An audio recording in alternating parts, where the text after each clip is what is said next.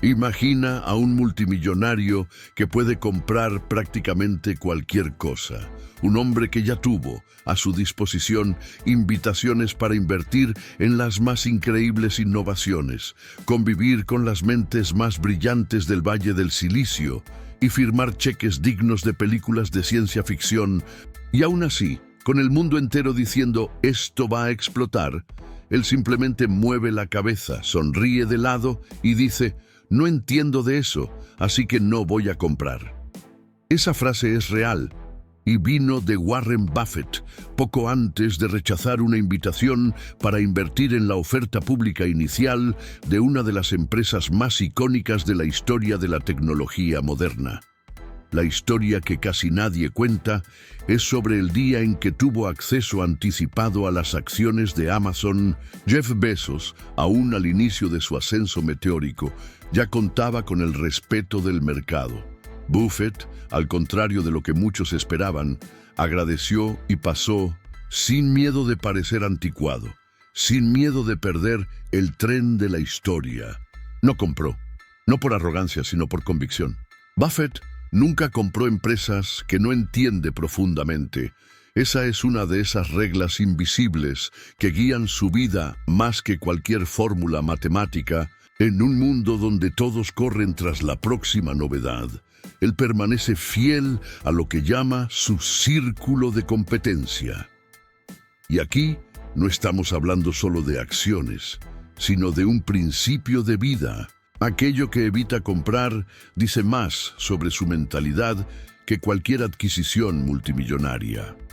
Esa decisión de no invertir en negocios que no puede explicar en una frase simple es casi infantil en la superficie, pero increíblemente poderosa en la esencia, y más es difícil de practicar, especialmente cuando todo el mundo parece ganar con aquello que tú no entiendes. Buffett nunca compró acciones de startups de tecnología en sus primeros años, incluso cuando todo el mercado estaba hipnotizado. Nunca invirtió en Bitcoin, nunca aplicó en modas pasajeras. Y no es porque piense que esas cosas son malas, sino porque sabe lo que no sabe. Esa es la clave. Él sabe lo que no sabe en vez de intentar fingir conocimiento. Simplemente se niega a salir de su territorio seguro. Y eso no lo hizo más lento, lo hizo más duradero. Buffett prefiere no comprar lo que el mercado ama, si él no ama eso primero. Es como alguien que, en una feria ruidosa, elige el silencio. En un mundo de exceso, él es movido por la claridad. Pero esta historia solo empieza aquí, porque la verdadera lección no está en lo que evita, sino en el porqué. Y ese porqué tiene mucho más que ver contigo que con él. Warren tenía cerca de 40 y pocos años cuando pasó por una de las fases más incómodas de su carrera. Era el inicio de la década de los 70 y el mercado estaba siendo invadido por empresas que prometían reinventar el mundo. Tecnología de la época, ingeniería genética primitiva, incluso máquinas voladoras aparecían en reuniones de inversionistas. El nombre bonito para todo eso era las acciones del Nifty 50, siendo empresas consentidas del mercado que supuestamente nunca caerían. Gente mucho más joven que él se estaba enriqueciendo a una velocidad absurda. La sensación era la de estar viendo el futuro pasar por la ventana. Y él, con su maletín de cuero gastado, sentado en una oficina simple, diciendo no a todo. Daba hasta vergüenza, confesó él años después, porque en la superficie parecía un anticuado. Seguía comprando acciones de supermercados, bancos locales, fabricantes de dulces. Nadie hacía eso, solo él. Mientras tanto, jóvenes analistas ganaban titulares por multiplicar patrimonios en semanas. Pero Buffett conocía algo que pocos conocen de verdad: su propio límite. Y eso no es señal de debilidad, es una fuerza silenciosa que casi nadie ve. La historia que poca gente conoce es la de su casi inversión en Intel. Sí, la gigante de los procesadores. Llegó a estudiarla a fondo, admiraba la empresa, pero al final decidió no comprar. Dijo que la tecnología detrás de los chips era algo que jamás podría prever con seguridad. Aunque el negocio fuera bueno, no lograba responder a la pregunta más básica: ¿cómo estará esto dentro de 10 años? Y si no puede responder eso, no compra. Así de simple. Pero ¿y si pierde una gran oportunidad? Aprendió a vivir bien con eso. Buffett dice que perder una oportunidad no es problema. El problema es equivocarse por querer parecer inteligente. Por eso, nunca corre tras lo nuevo solo porque es nuevo. Corre tras lo comprensible, previsible y con gente decente al mando. Prefiere un negocio que vende chicles en 100 ciudades diferentes a una startup revolucionaria que nadie entiende cómo va a generar ganancias. Esa forma de pensar no es solo para invertir dinero, es para vivir mejor. Siempre dice que cuando intentas parecer algo que no eres, puedes incluso impresionar, pero no construyes nada sólido. Y en el mercado, la solidez es lo que te mantiene de pie cuando el mundo se tambalea. En una entrevista rara, le preguntaron: ¿no se arrepiente de no haber invertido en Google, Apple, Amazon en aquel entonces? Él rió, se rascó la barbilla y dijo: claro que sí, pero prefiero arrepentirme de haber perdido algo que arrepentirme de haber apostado donde no entendía nada. Porque ese segundo tipo de error cuesta más caro, mucho más. Esa mentalidad de no comprar aquello que seduce, pero que confunde, es lo que lo hizo no solo un inversionista brillante, sino alguien tranquilo. Y eso vale oro, porque vivir en paz con tus decisiones es más importante que duplicar tu capital en 3 meses.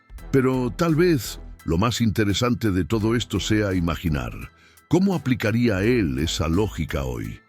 En un mundo de criptomonedas, NFT, inteligencia artificial e influencers vendiendo acciones mágicas. Imagina a Warren con 30 años hoy, saliendo de la universidad, con $1000 en la cuenta y un celular en la mano. Mientras el mundo entero grita cripto, startup, NFT, él estaría haciendo algo que en nuestra época roza lo absurdo: ignorar el hype. Probablemente estaría en una cafetería barata con un café negro y un periódico impreso, garabateando números en un cuaderno de tapa dura, no porque esté en contra de la tecnología, sino porque sabe que no se puede construir algo sólido sobre cosas que no entiendes de verdad. Es fácil imaginar cómo actuaría él. Estudiaría empresas reales, de esas que tienen flujo de caja previsible, marcas fuertes y un modelo de negocio que hasta un niño podría explicar. Tal vez invertiría en una fabricante de muebles del interior de Paraná o en una distribuidora de alimentos de la que nadie habla en Twitter. ¿Y sabes por qué? Porque mientras la mayoría corre hacia donde las luces están encendidas, Buffett siempre anduvo con su propia linterna. No necesita aprobación, necesita claridad. Un ejemplo actual que encaja bien con este pensamiento es el caso de una joven inversionista llamada Amanda. Ella tiene 27 años, trabaja con marketing digital y durante la pandemia empezó a invertir.